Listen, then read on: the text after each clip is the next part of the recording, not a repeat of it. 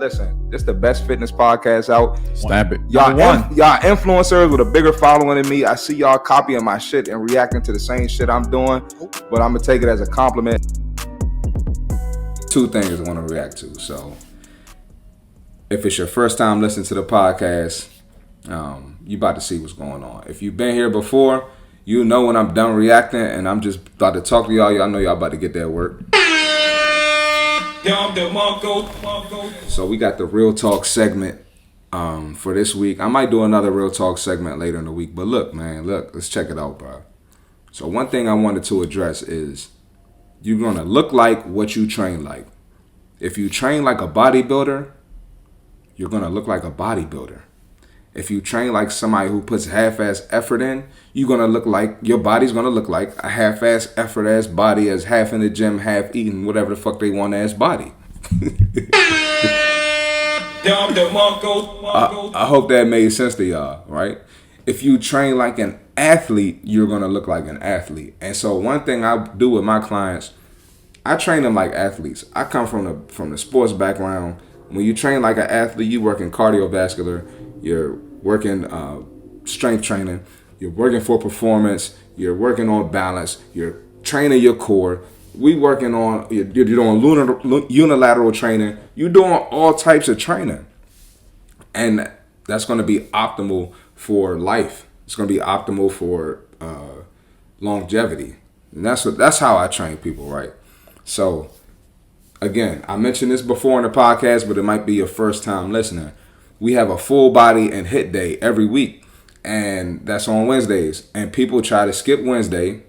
So, because it's the hardest day of the week sometimes, it's challenging. That's what the fuck you pay me for.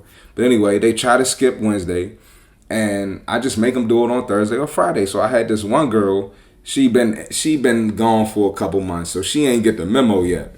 So she come in, she think it's sweet. She thinks she about to hit leg day. I said, oh, no, ma'am. Pick up that medicine ball right there. We got step over ball slams. She like, huh? What? I'm like, yeah, we got step over ball slams. So she was pretty mad about that. Sorry, I moved a button. I didn't mean to do that. She was pretty mad about that. And my thing is this, bro. You don't want to look like a bodybuilder. So why the fuck do you want to come to the gym and just stand around and lift weights? You're not doing no cardio when you leave. So yeah, I'm going to make you do cardio here. If you dying on cardio every day here and I'm making you do it, maybe you'll get up and get your fat ass to do your extra cardio when you leave the gym.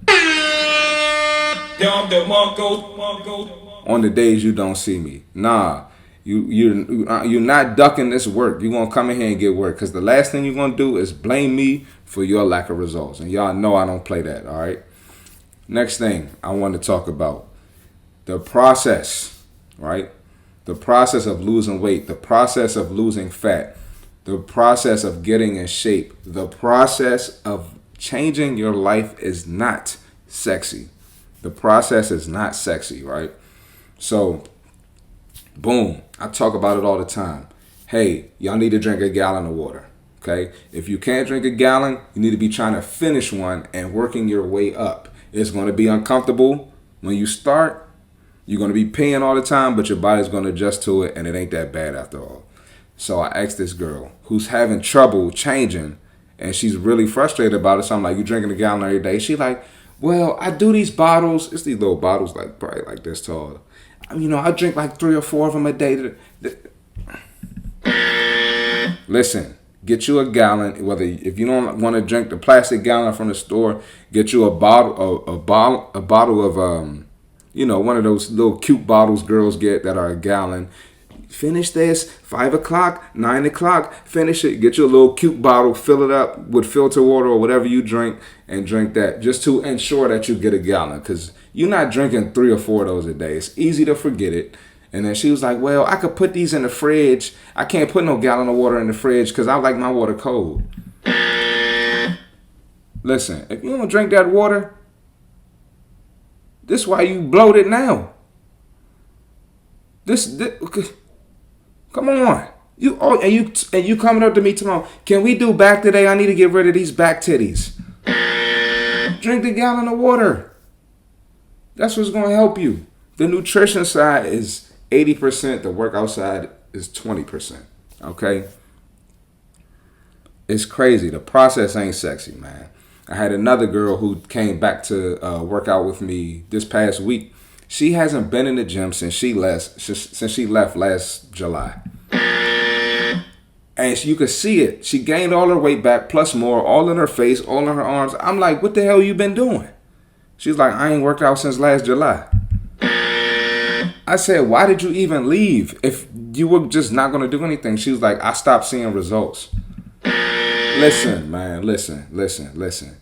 Part of the process that isn't sexy is you're going to hit a plateau. When you hit a plateau, it's time to level up. You got to cut out the alcohol.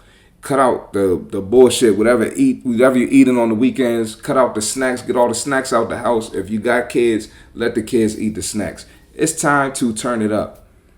The answer is not to stop. I have so many people, really women, they stop when they don't see results anymore. That means it's time to ramp it up. You got to go harder. You got to start running. It's crazy how people be so frustrated that they don't see results and they don't want to do shit about it.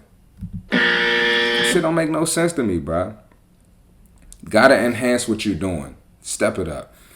Next part. The process ain't sexy. Listen, I almost cussed this girl out the other day. This girl, I set her up with the meal prep company I use, right? And you don't have to use what I use, but get something, right? She busy. She got to take care of the baby. She don't got time to cook. Okay, get some fucking meal preps. Boom. She buys the meal preps. She claims there was a hair in her meal prep. All right, cool. Understand, nobody wants hair in their food. It's not sanitary. Cool. So what does she do? She throws out every single one of the meal preps. So now she has no routine of eating clean, nothing. Okay? Whatever. So, I kind of let it slide because of the hit, whatever. I've never had an issue with that. And I go to the same meal prep person, right? So the girl comes in. She's like, I don't feel good. I was like, why you don't feel good? She was like, you really want to know? I'm like, well, we're here now. You might as well tell me. She's like, I had Popeyes today. I had a craving. Nope. So you mean to tell me, this shit is crazy. You mean to tell me you threw out all your meal preps, right? But you decided to go to Popeyes and ate food from that dirty kitchen. Hold on. First of all, before I get into that, you ate unhealthy food from that dirty ass kitchen where they use cheap batter, cheap oil, cheap flour, where people probably got sweat molecules dropping into the food. They could drop the food on the floor, put it right back. They touching the utensils, touching drawers, probably touching money with the same glove, touching your food. And you threw out all your meal preps because of allegedly one piece of hair, but you went and ate that shit? Nope. I'm not hearing it, bro. Listen, I don't understand it, dog. I don't understand it. Y'all be quick to look for a reason to not do the right shit, but y'all go eat some nasty ass shit like that. Get the fuck out of here. Last thing I want to address, man. Nothing changes till you get sick of your own bullshit, right? The beginning stages of fitness, you're training for discipline, right? You're training for routine, you're training for habits, and you're training to make this a priority. You're not going to see the dramatic change in the first 2 months. Really the first 3 months, because you still ain't click yet what you really got to do and the dedication you got to put in. So y'all leaving a personal trainer because you're not seeing these quick ass results, and it's not going to happen like that. This is a lifestyle, okay? So when you get sick of your bullshit, that's when it clicks. You tired of going out on the weekends, you tired of not getting results, that's when it clicks. You can't stand to look in the mirror. You're disgusted every time you look in the mirror. That's when it clicks. You ready to cut off that toxic ass partner that's keeping you fat, telling you look good and you don't need to go to the gym. That's when it clicks.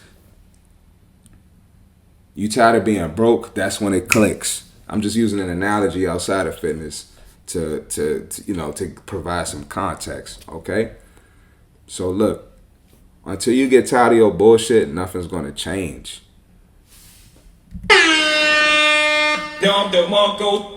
That's another episode of the Less Brunches, More Crunches podcast. Appreciate you tuning in. Please like, comment, subscribe, share with a friend. Tell me what you want to watch. And if you're interested in training with me in person or online, I do both.